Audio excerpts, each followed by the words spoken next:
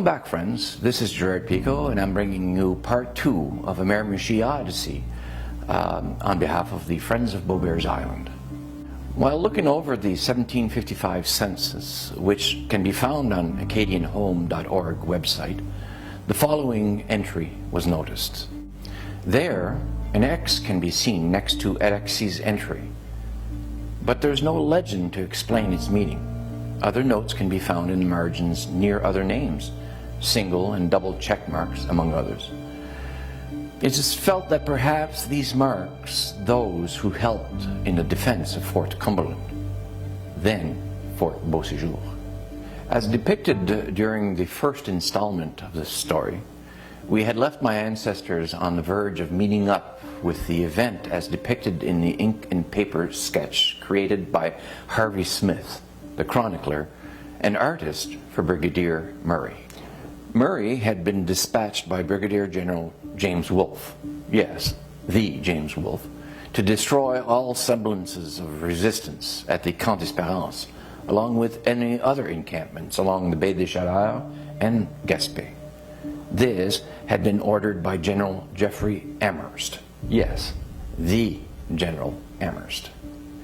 You may be familiar with Amherst's legacy due to his expressed desire to exterminate the indigenous races during Pontiac's War, his advocacy and predilection for biological warfare in the form of gifting blankets infected with smallpox, notably at the siege of Fort Pitt, have been documented through his correspondences to his subordinates. Amherst is said to have answered the following query of Colonel Henry Bouquet as to using smallpox-infected blankets as gifts to the indigenous.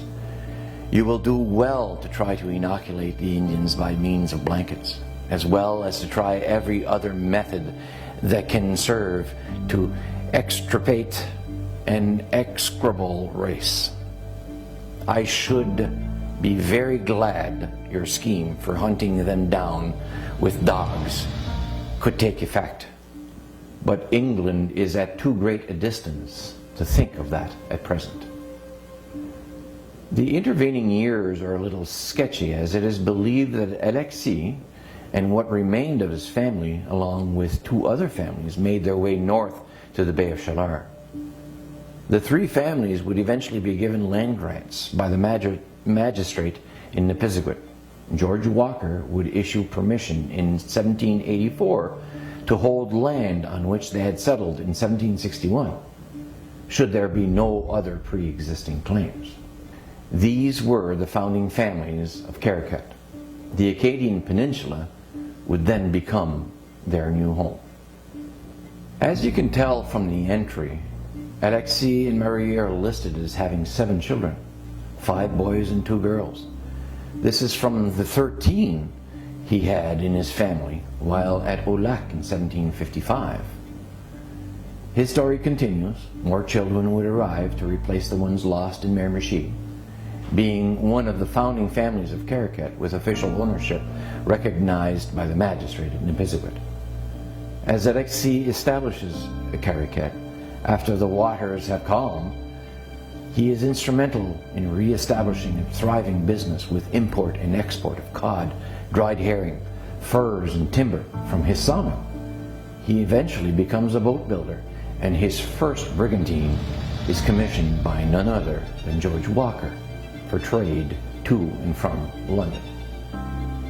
Remember the opening dialogue in the first part of this Miramichi Odyssey where I mentioned that there were spies? The 1761 census was carried out by Pierre Duclavet.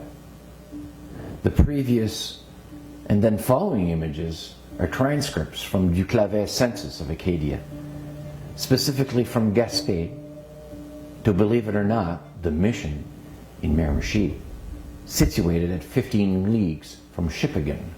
And this ends our second installment of the Odyssey of Miramichi. Thank you.